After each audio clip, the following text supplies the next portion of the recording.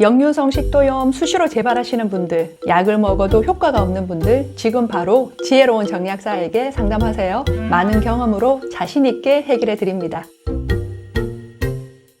안녕하셨어요. 지혜로운 정약사입니다.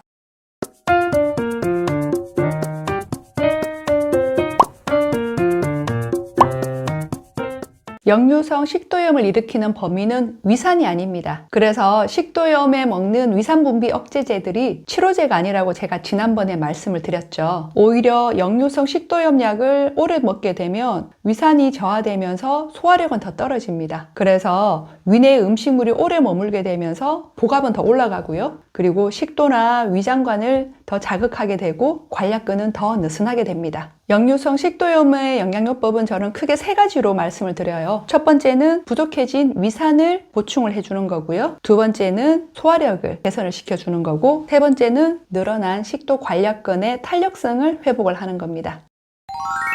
위산의 역할은 지난번 영상에서도 말씀드렸듯이 소화와 살균입니다. 위산은 단백질을 분해하는 펩신이라는 이 효소를 활성화시키는데요. 이 단백질은 우리 몸에 있어서 근육이나 효소, 그리고 각 호르몬의 원료로 쓰이죠. 그래서 위산 부족으로 인해서 단백질이 소화가 안 되면 근육과 소화 효소의 합성이 잘 안 되게 되니까 이런 식도 관략근과 같은 근육도 느슨해지고, 그리고 소화 효소의 부족으로 소화력이 떨어지게 됩니다. 그리고 음식물이 살균이 제대로 안 되게 되면 위장 점막의 면역력이 약해지면서 위장벽이 약해져서 소화액이 분비가 제대로 안 되고요. 그리고 유해균의 증식으로 인해서 가스가 많이 발생을 해서 이 가스가 또 역류를 하면서 식도 관략근을 자극하게 됩니다.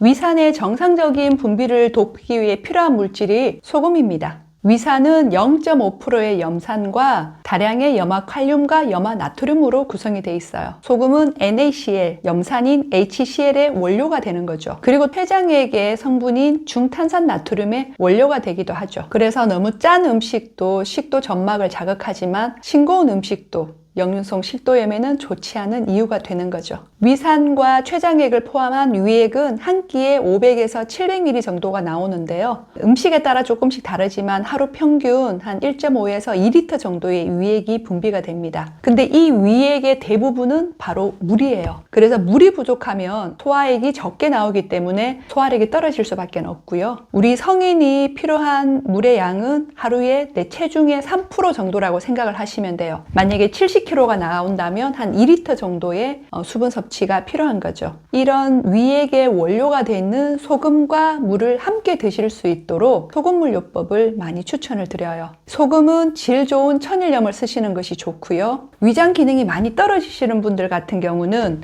물을 드시는 것도 많이 힘든 경우가 있는데요. 이런 경우는 이제 위장 기능을 조금 강화를 시키고 위 점막을 보호할 수 있는 식물성 원료인 달에나 미강들이 들어있는 천일염들이 있어요. 그리고 간을 부드럽게 풀어주는 아사이베리 같은 이제 이런 식물성 부원료를 함유한 천일염들도 나와 있으니까요. 이런 것들을 응용해 보시는 것도 좋은 방법이 됩니다. 그리고 이런 천일염은 각종 미네랄들이 골고루 다 들어 있습니다. 그래서 체액의 미네랄 밸런스를 맞춰주는 데도 굉장히 필요하고요. 꼭 식도염이 아니더라도 평소에 이런 천일염으로 소금물을 만들어서 드시는 것도 건강을 지키는 데 많은 도움이 됩니다.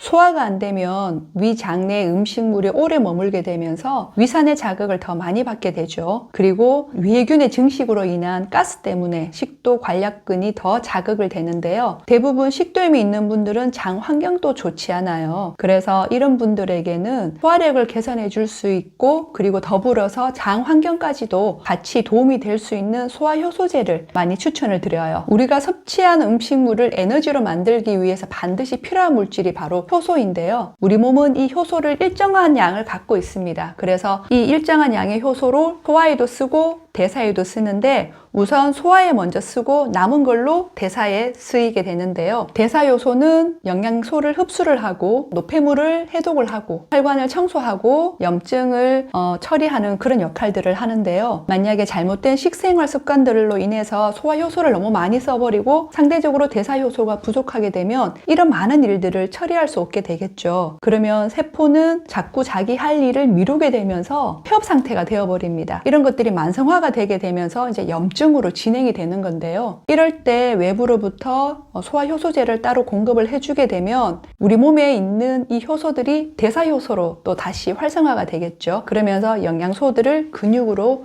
빨리 이제 전환이 되고요. 그리고 해독작용이 다시 회복이 되면서 몸에 있는 염증 물질의 처리가 빨라지면서 면역력도 회복되고, 그리고 식도염과 같은 이런 염증성 질환을 치유할 수 있는 힘을 다시 얻게 되는 겁니다.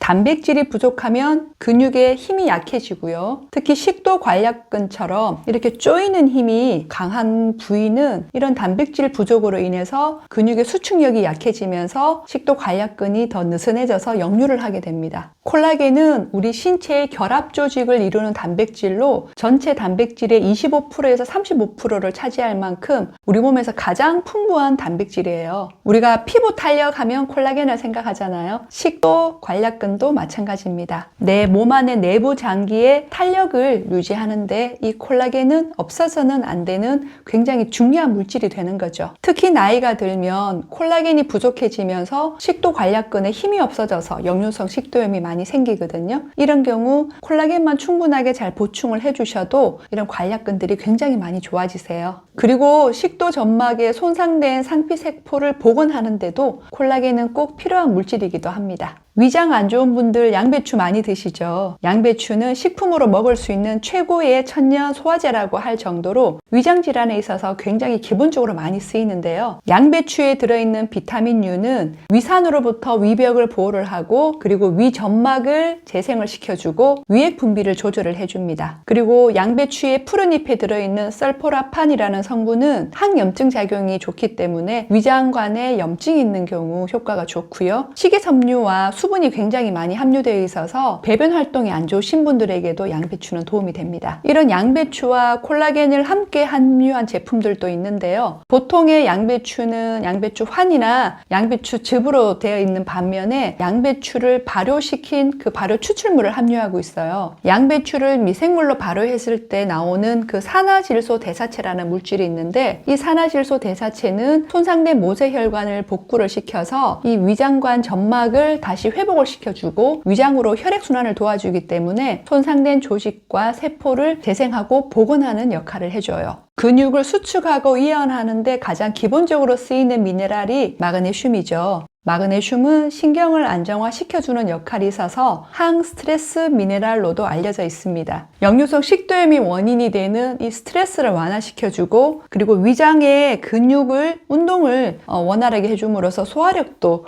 도와주고요. 그리고 장 운동을 활발하게 해주기 때문에 배변 활동이 안 좋으신 분들에게도 마그네슘은 많이 도움이 됩니다. 저는 쌀과 같은 식물성 원료에서 추출한 마그네슘을 함유한 제품들을 주로 권해드리는데요. 인체 친화적인 성분이라 가장 안전하고 부작용 없이 드실 수 있는 제품이죠. 약국에서 이런 제품들은 요즘 쉽게 구하실 수가 있습니다. 그리고 열을 받아서 늘어지고 틀어져 버린 근육을 바로잡아서 이런 위장 간 소통을 원활하게 해줄 수 있는 그런 식물성 원료로 추출된 제품들도 역류성 식도염을 관리하는 데는 도움이 됩니다.